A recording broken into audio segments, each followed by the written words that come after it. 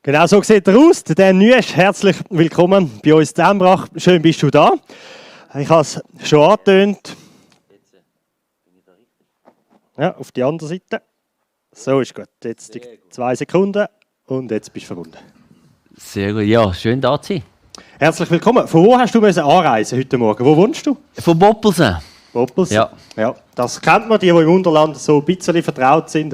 Bülach, Dielsdorf, Regensdorf, genau. Kein Stau am Sonntagmorgen? Nein, das habe ich nicht. Gut. Aber mit der Wespe habe ich eigentlich nie Stau. Ah, du bist ja so einer, der dann manchmal sich ein bisschen schmal macht. Und dann Vielleicht. Ja, ja, du weißt, wir sind ein Killer von Polizisten, oder? Die schreiben dann gerade deine Nummern auf. Nein, machen wir nicht. Cool, bist du da. Hast du irgendwie Familie oder wie lebst du? Ich habe 3 Kids und eine Frau. Ich habe ein Viertel mitgenommen, wo wir da das sehen. Genau. Und ein Hund, der ist Bailey. Sie ist eine gute neue Ergänzung. Da sehen wir das Viertel da. Ruby, Ben, Sienna, Marianne, meine Frau, und Bailey. Das ist der, wo sie gerade frisch gekommen ist. Und eines von unseren Hobbys ist Wandern. Dort kannst du auftanken. Ja, das ist einfach, also wir sind so unterschiedlich, meine Frau und ich. Und wir müssen ein Hobby finden, das wir beide gerne machen. Und Wandern machen wir beide gerne. Ich tue gerne Natur und Sport und sie tut gerne die Aussicht und das Restaurant. Ja. Und wenn man das beides kombiniert, haben wir einen super Sonntag. Oder einen Ausflug, genau. Ja, mega cool. Super spannend.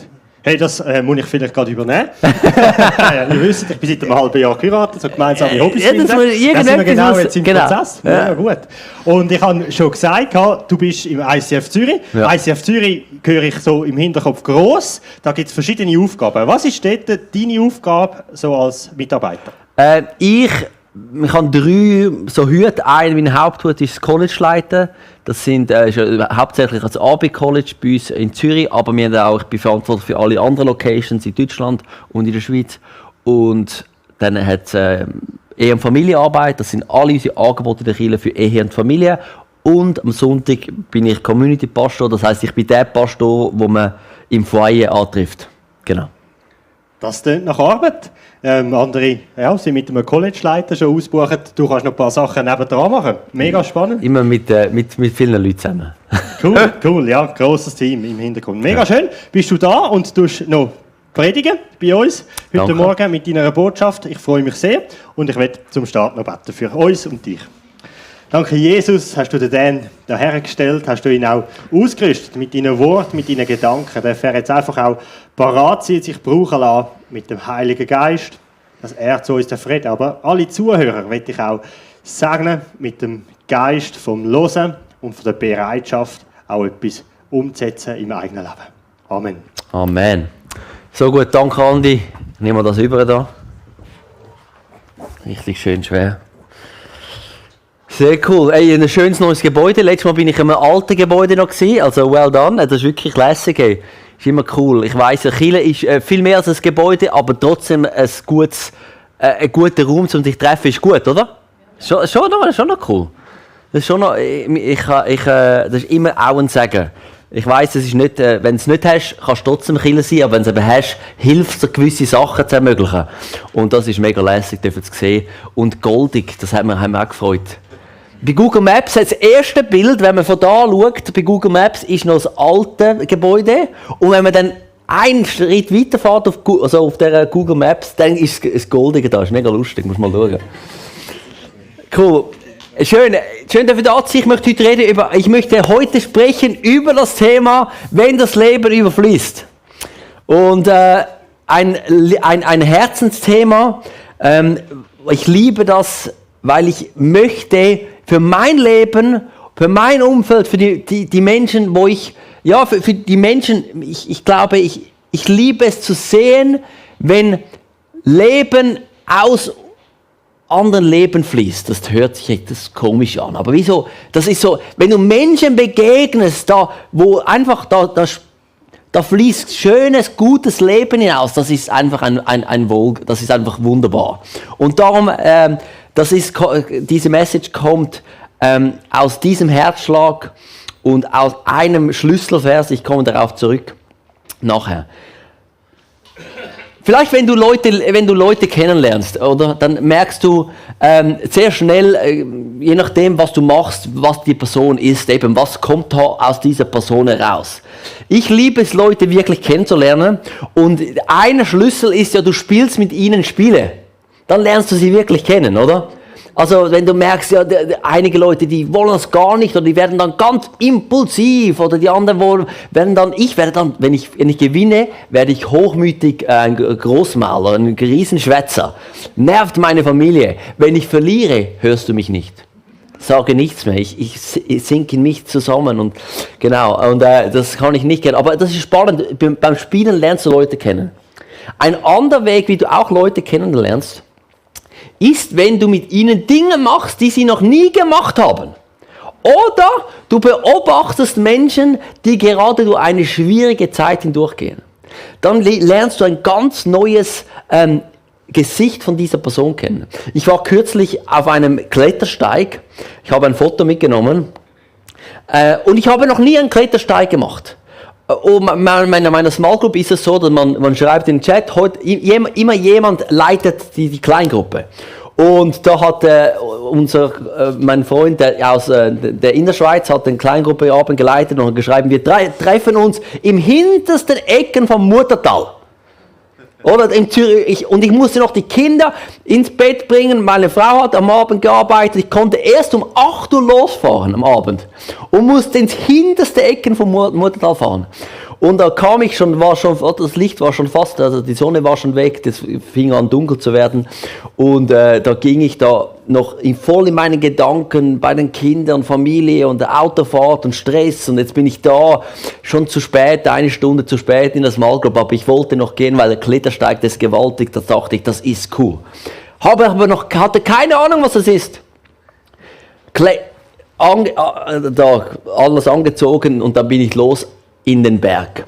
Und dann plötzlich sagt so 6, 7 Meter hoch klettern, schaute ich runter zu meinem Kollegen, der eben da uns eingeladen hat, und sagte, Chryso, ich bin nicht ready für das. Ich war plötzlich so, gab es diesen Moment, wo du merkst, jetzt bin ich in diesem Wald, in dieser Wand, und ich bin nicht ready für das. Und ich hatte echt Angst, und ich dachte, kriege ich das hin? Ich bin eigentlich keine ängstliche Person. Aber in dem Moment, ich war nicht bereit für das. Ich war nicht ready für das, und plötzlich habe ich gesagt, hey, ich weiß nicht, ob ich das hinkriege, und ich bin echt am Limit. Und anstatt mich zu ermutigen, hat er sein Handy vorgenommen, mich gefilmt und gesagt, oh Dan, es ist so schön, dich mal so zu erleben. So kenne ich dich ja gar nicht, wenn du so am Limit bist. Kennst du das? Es gibt gewisse Momente, wo du einfach ans Limit kommst und plötzlich kommt etwas ganz Neues aus dir heraus, und die Leute um dich herum lernen dich ganz auf eine neue Art und Weise kennen. Ganz anderes Beispiel als die Real-Life-Guys kennt ihr vielleicht, und als einer, der Philipp, der an Krebs gestorben ist, der ging durch eine riesen Krise, und ich mag mich noch erinnern, als er kurz bevor er gestorben war, zu uns in die Kirche kam. Und dann habe ich da mit den Leuten gesprochen, welche dieses Interview aufgenommen haben.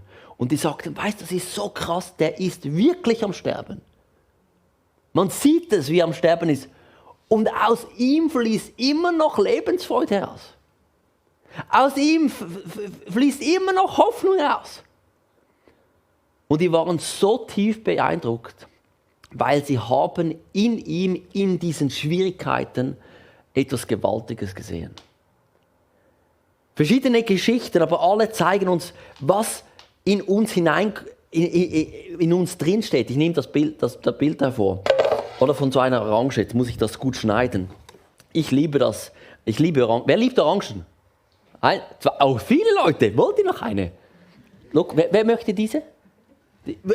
Oh, das ist jetzt... Kriegen wir das hin? Achtung, Moment. Wirklich? Fangen? Echt? Oh. Wow. Oh. Danke. Oh. Oh. Jetzt sind alle wach. Oh, das war gewaltig. Der nächste, das war... Oh. Danke, hast du sich... Jetzt war ich ganz kurz etwas herausgefordert. Gut. Eine Orange, wir sind da. Ich liebe es Orangen, weil ich habe gerne Orangensaft. Aber das Krasse ist, also wenn du eine Orange so siehst und du erhoffst dir Orangensaft und das Krasse ist ja, die Frage ist ja, was kommt aus dir heraus, wenn du das Leben um dich herum drückt dich zusammen. Wenn Schwierigkeiten kommen, Herausforderungen kommen, wenn du am Verlieren bist bei Siedler, was auch immer, was kommt aus dir heraus, wenn das Leben drückt? Und hoffentlich kommt bei dir so wie bei dieser Orangensaft, bei dieser Orange kommt Orangensaft heraus. Das Komische wäre ja jetzt, wenn jetzt da kein Orangensaft rauskommen würde. Das Normale ist Orangensaft. Das hoffen wir, weil wir hoffen unsere Orangen in diese Orangen drin. Aber was wäre, wenn das Leben würde drücken und da kommt nur dunkle Brühe raus? Das wäre so eine riesen Enttäuschung. Da denkst du, Moment, von außen sieht alles schön nach Orangen aus, aber wenn das Leben drückt, dann kommt nicht der Orangen raus. Ich weiß nicht, wie es bei dir ist, aber ich wünsche mir, dass bei mir, wenn das Leben drückt, dass guter Saft rauskommt. Kommt Hoffnung heraus, wenn das Leben drückt bei dir? Kommt Friede heraus? Kommt gute Verhaltensweisen heraus? Kommt Wut heraus? Ich weiß es nicht, was herauskommt, aber mein Wunsch für uns ist, dass wir Menschen sind, wenn das Leben drückt, dass lebensspendendes Wasser aus uns herauskommt. Und ich glaube, jeder von uns wünscht sich das auch. Ich habe eine Geschichte gelesen, gerade kürzlich, und die hat mich echt berührt. Weil das ist im 2. Chroniken 20, by the way, 2. Chroniker, so 20, 21, 22, 23, die müsst ihr lesen. Das ist echt, das ist wie so Geschichte herausgezoomt, wo du einfach siehst, Könige, die mit Gott gehen und Könige, die nicht mit Gott gehen. Und oft im Moment denkst du, was lohnt es sich, mit Gott zu gehen? Aber wenn du das Leben anschaust, über 20, 30, 50, 100 Jahren, über Generationen, siehst du immer einen Segen, wenn du mit Gott laufst. In den Chroniken, dort kannst du es lesen, 1:1. Also wenn du das liest und denkst, es lohnt sich nicht, mit Gott zu gehen, dann weiß ich nicht, was dich noch begeistern würde, mit Gott zu gehen. Also das ist krass. Auf alle Fälle, 2. Chroniker 20. Da lesen wir von einem König, der Josaphat, habe ich es richtig gesagt? Ja, ich glaube, Josaphat, ja. Da gibt es so viele Könige dort, ein nach dem anderen, zack, zack, zack, zack. Ein Bote kam, meldet dem König, ein riesiges Heer zieht von der Ostseite des Toten Meeres, von Edom her, gegen uns heran. Sie sind inzwischen schon in Hazeron Tamar angelangt. Diese Nachricht jagte Josaphat Angst ein. Ich glaube, jedem von uns würde das Angst einjagen. Du kannst dieses Heer ersetzen mit irgendetwas anderem. Aber es ist ganz normal, dass wir zwischendurch plötzlich Angst haben. Aber er ist dort nicht stehen geblieben. Er sagt, er wandte sich an den Herrn um Hilfe und rief ganz Juda zum Fasten auf. Unser Gott bestrafe sie, hat er angefangen zu beten. Wir selbst können nichts ausrichten gegen dieses riesige Heer, das gegen uns heranzieht. Wir sehen keinen Ausweg mehr, doch wir vertrauen auf dich. In seiner Krise, in seinem Druck ist sein Gottvertrauen herausgekommen. Klar ist auch Angst herausgekommen, aber am Schluss ist Gottvertrauen herausgekommen. Und der Josaphat, der ging als ein König heraus, der wirklich erlebt hat, wie Gott Gewaltiges getan hat. Auch wir Christen, wir sind nicht geschont, wenn du mit Jesus laufst vor herausfordernden Situationen, vor Krisen, von Glaubenskrisen, Kirchenkrisen, Ehekrisen, Finanzkrisen, so viele Krisen, Gesundheitskrisen. Und vielleicht ab und zu bekommen wir sogar durch Krisen durch, weil wir an Jesus glauben. Aber die Frage ist, was kommt dann heraus? Ich glaube, wir sind berufen, dass, wenn eben das Leben drückt, dass der Orangensaft rauskommt, welcher lebensspendender Saft ist für unser Umfeld. in der Krise hat Josaphat ist zu Gott gegangen, hat sein Vertrauen auf Gott gesetzt. Es ist das Gottvertrauen herausgekommen und dieses Gottvertrauen hat das ganze Land gerettet. Ist das nicht krass? Die Krise ist nicht das Problem. Die Frage ist, was kommt heraus in der Krise? Also wir haben eine Verheißung. Und das Krasse ist, wir haben eine Verheißung nicht, dass wir als Christen, als Jesus-Nachfolger verschont werden von Krisen. Das ist nicht die Verheißung. Aber wir haben eine Verheißung, dass er, und ich möchte das lesen, uns Leben geben möchte. Lass uns lesen im Johannes 7. Am letzten Tag des Höhepunkt der Festwoche, Laubhüttenfest, Leute kamen aus ganz Nahen Osten, Ägypten, trat Jesus wieder vor die Menschenmenge und rief laut, wer Durst hat, der soll zu mir kommen und trinken. Wer an mich glaubt, wird erfahren, was die Heilige Schrift sagt. Von seinem Innern wird Leben, spendendes Wasser, Orangensaft, ausgehen wie ein starker Strom. Also Jesus ist da an einem Ort, wo wirklich nicht nur die Juden kamen, es kamen ganz viele Leute. Das wirklich so, klar, das war das Judenfest, aber da kamen Leute aus allen Regionen. Das war ein riesen Getümmel. Und Jesus rief laut, damit es jeder hört, weil diese Botschaft ist für jeden. Und sagt, hey, jeder, wer Durst hat, kommt zu mir und trinkt. Und das ist eine unglaubliche Einladung. Und die Leute dort mal, die wussten, was er hier zitiert, weil er zitiert ja eigentlich den Propheten Jesaja, wo steht im 55, Vers 1 bis 3, der Herr ruft, ihr habt Durst, kommt her, hier gibt es Wasser, auch wer kein Geld hat, kann kommen, nehmt euch Brot und esst, hierher, hier gibt es Wein und Milch, das liebe ich, nicht nur Wasser, sondern Wein und Milch. Bedient euch, es kostet nichts. Warum gebt ihr euer sauer verdientes Geld aus für Brot, das nichts taugt, und für Nahrung, die euch nicht sättigt? Hört doch auf mich und tut, was ich sage. Dann habt ihr es gut, ihr dürft köstliche Speise genießen und euch daran satt essen. Jesaja gibt ja nicht eine Prophetie, wo Gott sagt, ich habe ein Problem mit Essen. Ihr sollt nicht essen, nur von mir essen und das ist so übernatürliches Essen.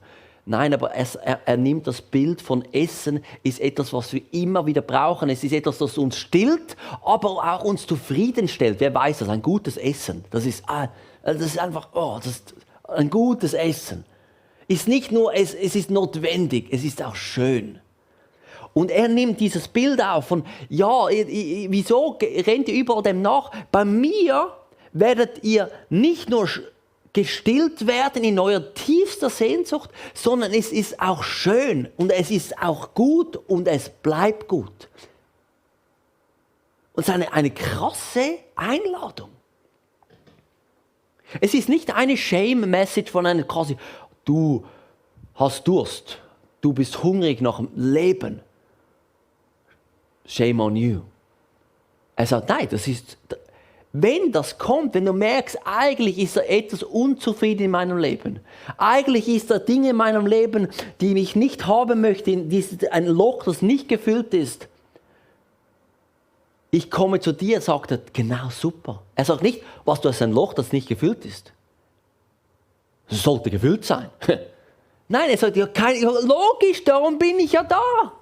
Wenn du merkst, da ist noch Unzufriedenheit, ja, wenn du merkst, da ist Angst, wenn du merkst, da ist Hoffnungslosigkeit, wenn du merkst, da ist irgendwie Visionslosigkeit, kein Problem, ist gar kein Problem, komm zu mir. Komm zu mir, weil ich gebe dir nicht nur, was du brauchst, bei mir kannst du auch Erfüllungen erleben. Und das Resultat ist, von seinem Inneren wird Leben spendendes Wasser ausgehen wie ein starker Strom. Es ist ja nicht krass, es ist nicht nur, ich komme zu Jesus und er füllt mich, sondern wenn wir zu Jesus kommen, fällt in unserem Herzen, fängt ein Strom des lebendigen Wassers an zu fließen, der hinausgeht zu Menschen, die vielleicht gar nicht zu Gott sich sehnen. Aber weil wir uns sehnen für Gott, werden Menschen in unserem Wirkungsgrad sind gesegnet. Bei Josaphat König haben die Leute, ich weiß nicht, ob alle Gott vertraut haben. Lesen wir nicht, vielleicht. Aber alle wurden gesegnet, weil er Gott vertraut hat. Das ist das Krasse. Also, ich möchte reinspringen in 1, 2 ganz praktische Punkte. Seid ihr mit mir? Das ist gut. Habt ihr das Bild? Fluss und so? Gut. Was ist die Voraussetzung für so einen Lebensstrom in unserem Herzen? Ich glaube, das Erste ist, dass wir erkennen, dass unsere Seele Durst hat. Ich weiß nicht, wie das bei dir ist. Und das Krasse ist, das Bild, welches Jesus braucht, ist ein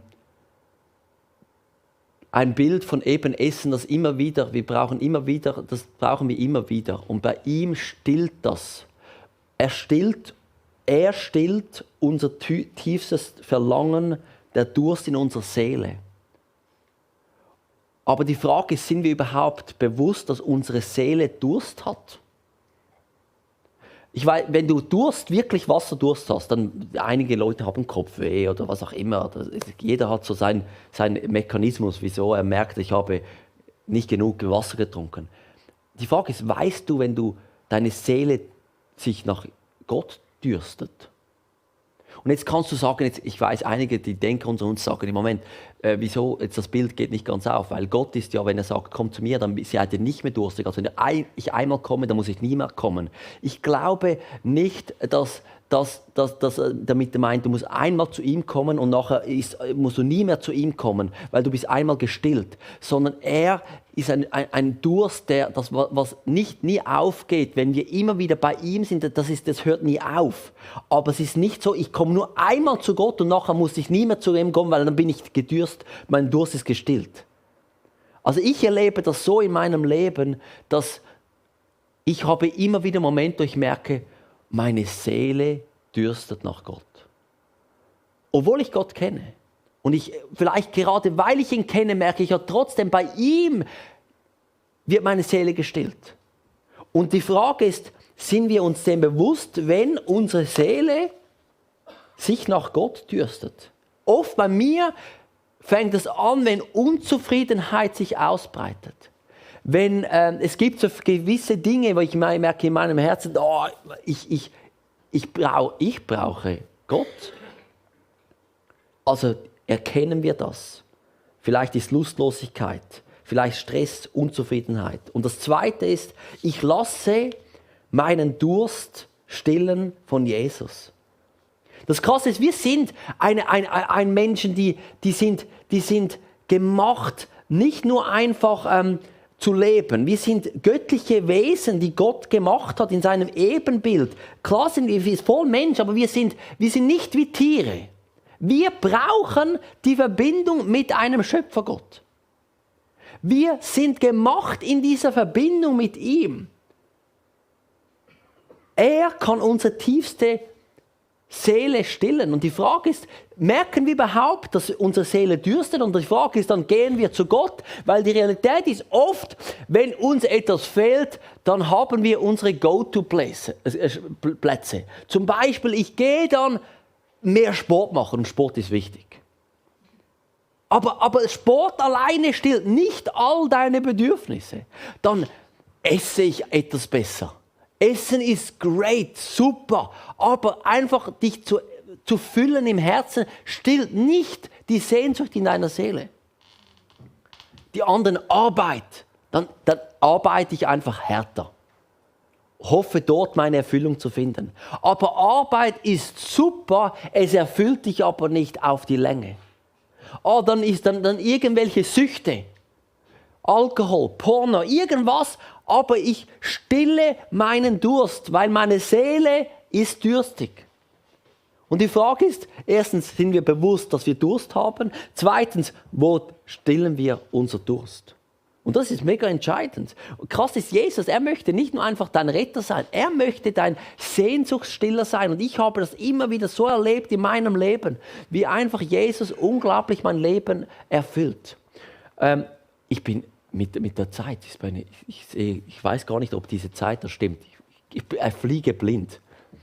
Was haben wir für Zeit eigentlich? Hä? Gut. 20 vor? Sehr gut. Ich bin mir immer gewöhnt, ich habe so irgendwann einen Countdown und dann weiß ich, ja, ich kann es nicht ganz lesen, aber doch, es ist schon da. Ich weiß nicht, wann muss ich etwa enden? Etwa Viertel vor? 10 vor? Nein, das ist, was? 10 vor 5 vor. Sehr gut. Ja, jetzt seid ihr auch wieder bei mir. So ist gut. Alle Aufmerksamkeit. Aber das hilft mir. Danke vielmals. Jesus ist nicht nur einfach ein Retter, der uns ewiges Leben gibt. Er möchte unsere Seele stillen. Und die Frage ist, kennst du ihn als diese Person?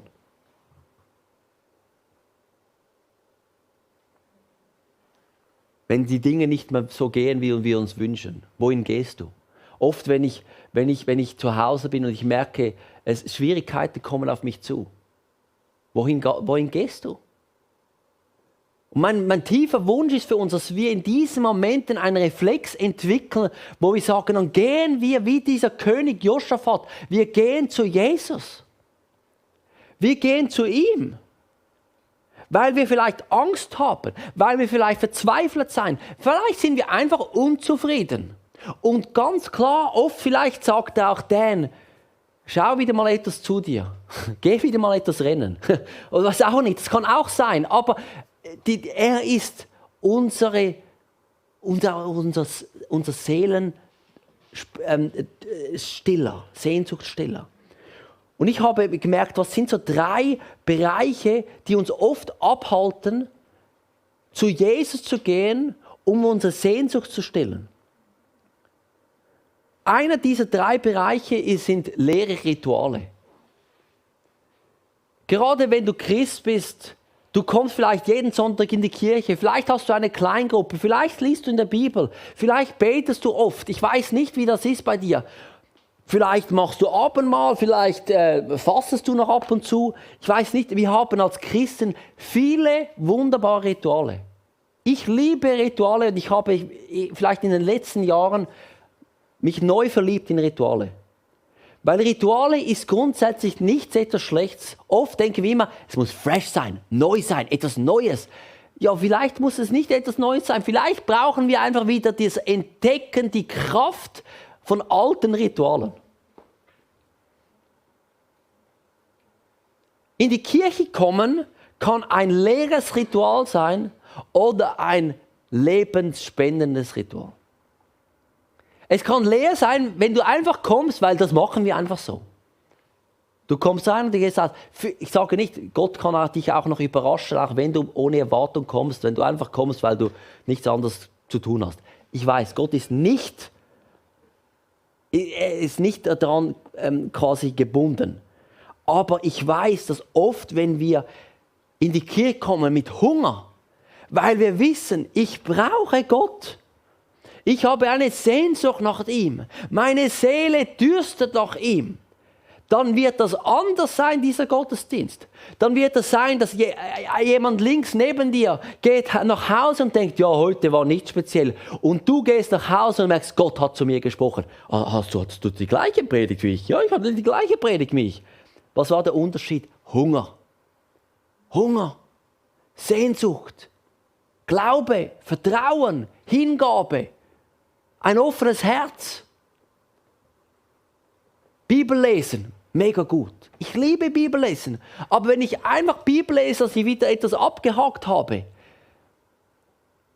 verpasse ich etwas.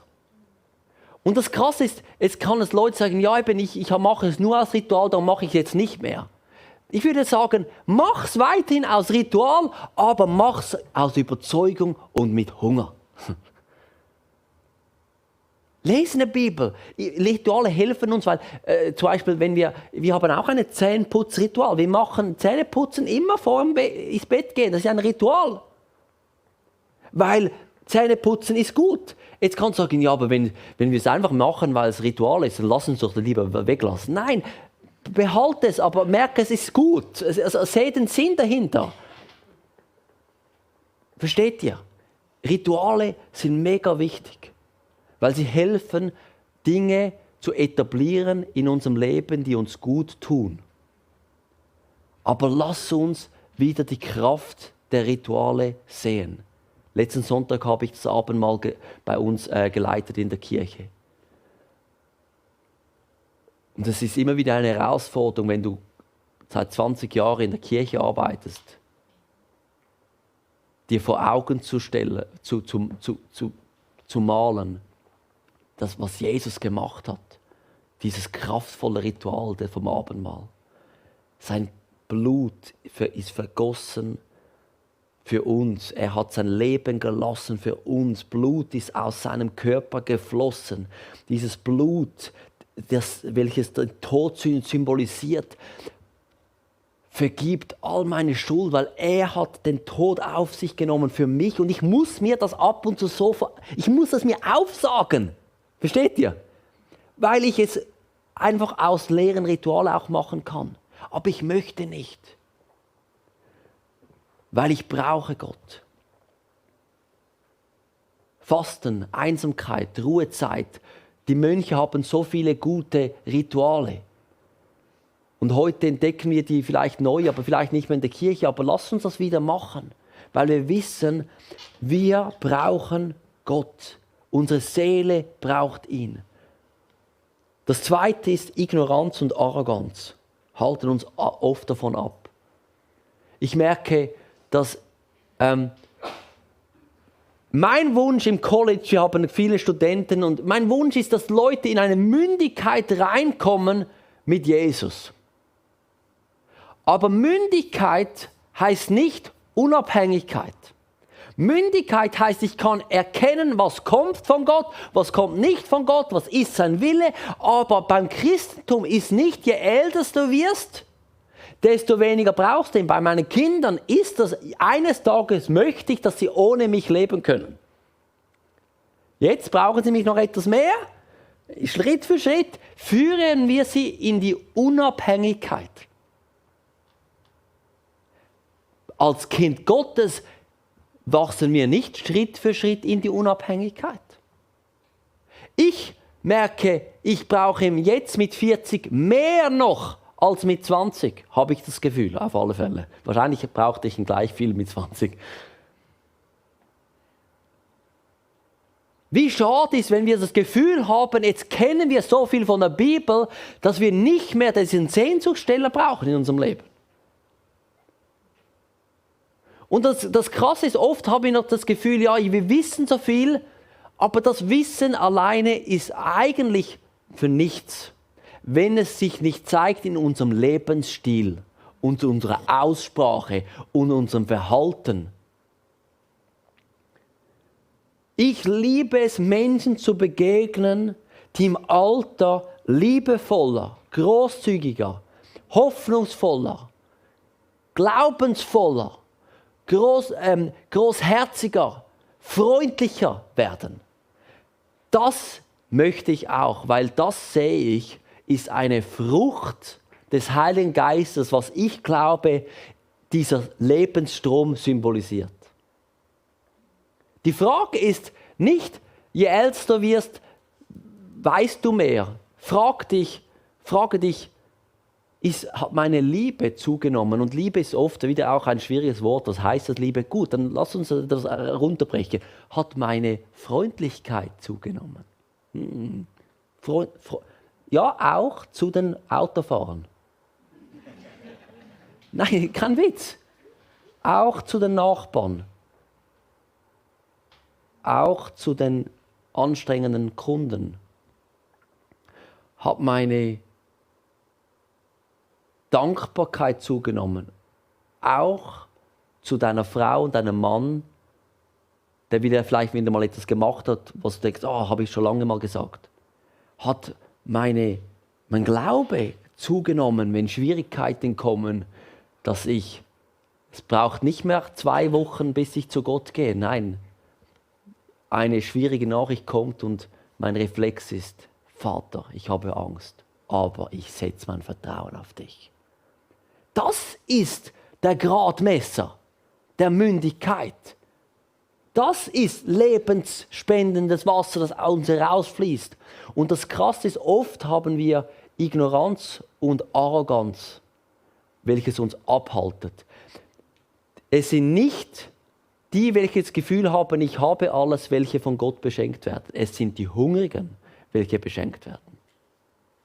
Und du kannst ganz viel haben, aber ein hungriger Haltung behalten und Gott wird dir noch mehr geben.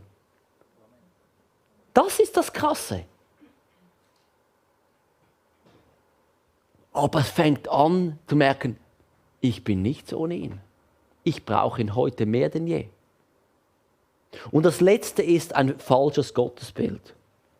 Ich merke, dass wenn wir nicht Gott als diesen liebenden Vater sehen, der sich mit unserer Situation identifizieren kann und uns wirklich unser Herz zufriedenstellen kann, dann logisch gehen wir nicht zu ihm.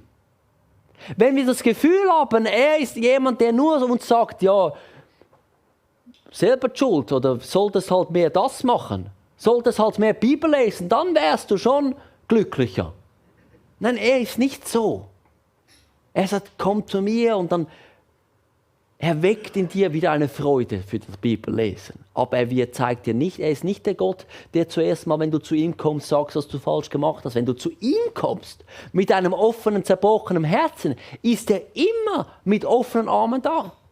Das Krasse ist in den Chroniken, das hat mich in den letzten Tagen einfach geflasht. Arroganter König hat andere Götzenstatue aufgebaut, dachte, er kann alles selber.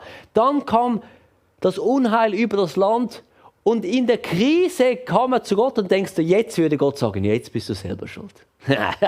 Also wenn du andere Götter anbetest, ja, das ist das krass. Sogar dann wurde Gott barmherzig und hat das reuende Herz von diesem König gesehen. Das ist krass, Mann.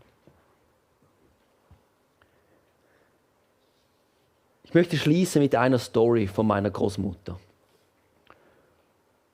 Ich sehe, dass sie ist vor einigen Jahren in den Himmel gegangen und vor etwa 3-4 Monaten hat meine Mutter mich gebeten, eine Kassette, wer kennt noch Kassetten? Eine Kassette zu digitalisieren. Und zwar ist die Kassette von meiner Großmutter, als sie etwa 82 war, hat sie ihre Lebensgeschichte aufgenommen auf Kassetten. Und ich habe ihre Stimme vor 2-3 Monaten, ich habe schon lange nicht mehr, vor einigen Jahren ist sie gestorben, habe sie nicht mehr gehört. Und habe diese Kassettenspieler von meiner Mutter mit der Kassette von meiner Großmutter nach Hause genommen, habe meine Kinder geholt und habe gesagt, wir hören jetzt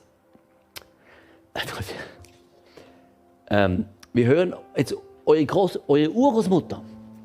Und habe ich das laufen gelassen. Und ich habe ihre Geschichte schon etwas gehört, schon etwas gekannt. Aber jetzt muss ich mich fassen.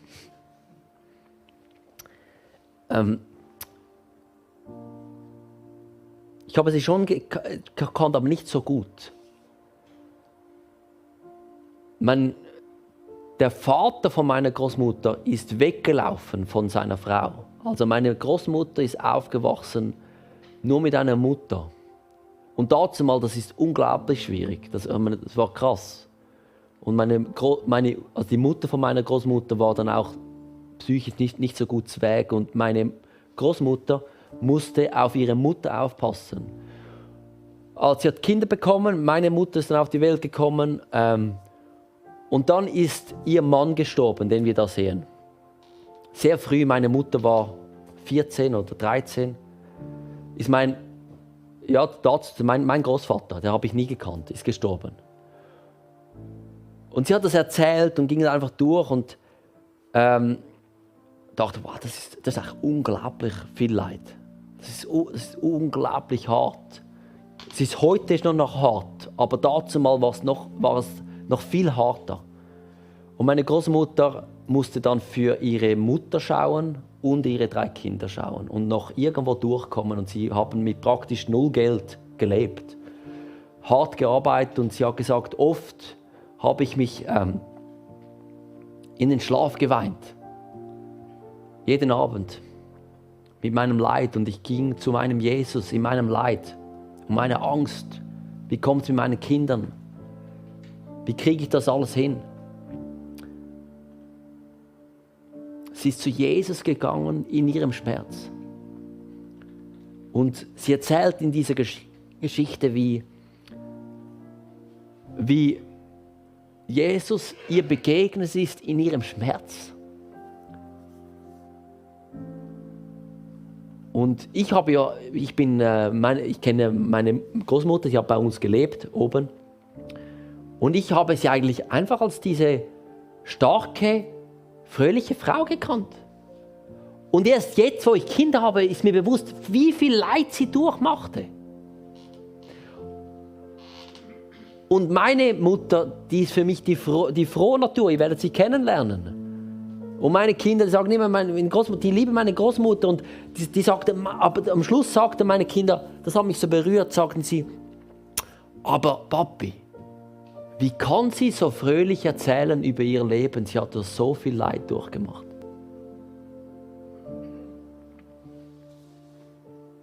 Und dann habe ich gemerkt, sie hat diesen Jesus gekannt, der ihr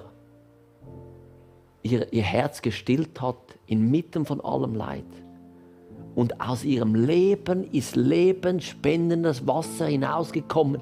Nicht, weil ihr Leben alles gut war, alles einfach war, sondern weil sie diese Quelle gekannt hat.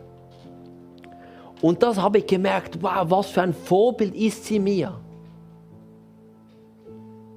Was für eine Einladung für uns, in unserem Leben zu sagen, Vater, ich komme immer wieder zu dir. Weil das Resultat ist eben, ich schließe mit diesem Vers nochmal zu lesen. Wer aber von dem Wasser trinkt, den ich ihm geben werde, wird niemals mehr durstig sein. Das Wasser, das ich in ihm gebe, wird in ihm zu einer Quelle werden, die unaufhörlich fließt bis ins ewige Leben. Und ich glaube, es ist so entscheidend, dass wir Männer und Frauen sind, die immer wieder zu Gott gehen und sagen, du gibst mir lebensspendendes Wasser. Weil er bewirkt in uns etwas, was das Leben aus uns herausgeht. Und ich glaube, das ist der Heilige Geist, der uns Ideen gibt, Gedanken gibt, Hoffnung gibt, Freude gibt, Kraft gibt. Und unsere Welt braucht das eben. Meine Mutter wäre nicht die Mutter, die sie heute ist, wenn nicht meine Großmutter gesagt hat, in der Krise gehe ich zu Jesus und lasse all meine Einsamkeit stillen, all meine Hoffnungslosigkeit stillen, all meine Verzweiflung stillen. Er hat ihr Kraft gegeben, Weisheit gegeben und seinen Geist gegeben, dass sie inmitten der Schwierigkeiten eine Mutter sein konnte für meine Mutter. Und die konnte aufwachsen mit einem fröhlichen Herzen.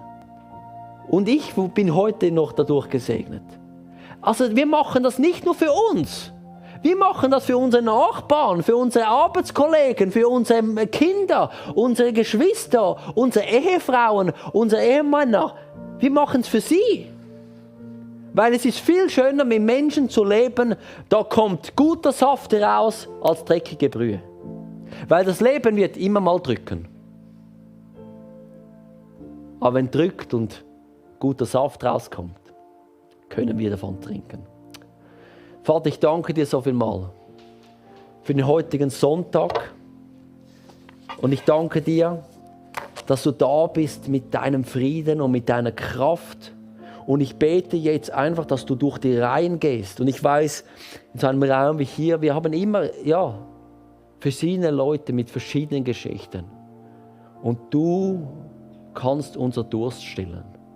Und ich bete jetzt für uns und für diese Kirche hier, dass sie im Gefühl sind mit Menschen, die immer wieder zu dir kommen, mit einem echten Hunger und einem zerbrochenen Herzen, aber einem Gottvertrauen. Mit einem Wissen, dass du da bist mit offenen Armen, übernatürlich uns begegnest, damit unsere Seele gestillt wird.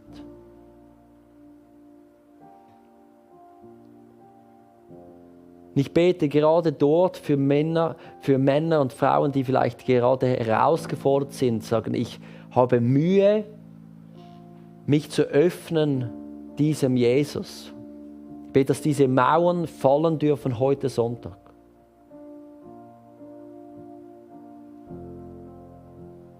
Ich möchte einfach, dass vielleicht kannst du deine Augen schließen und sagen, okay, einfach Gott eine Antwort geben. Und vielleicht bist du jetzt gerade da und du sagst, ich weiß eben nicht, wie ich das starten soll. Ich brauche dieses lebendige Wasser. Krass ist, Jesus ist nicht weit weg von dir.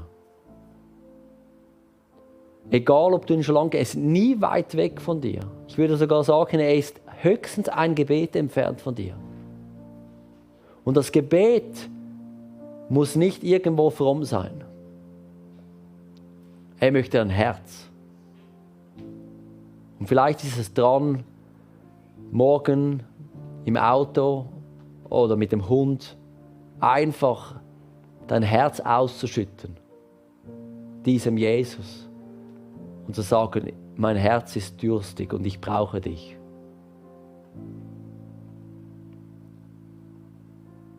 Amen. Lass uns einen kurzen Moment nehmen, bevor der Andi übernimmt, wo du einfach darüber nachdenkst, vielleicht Jesus eine Antwort gibst. Und dann gehen wir in den nächsten Teil.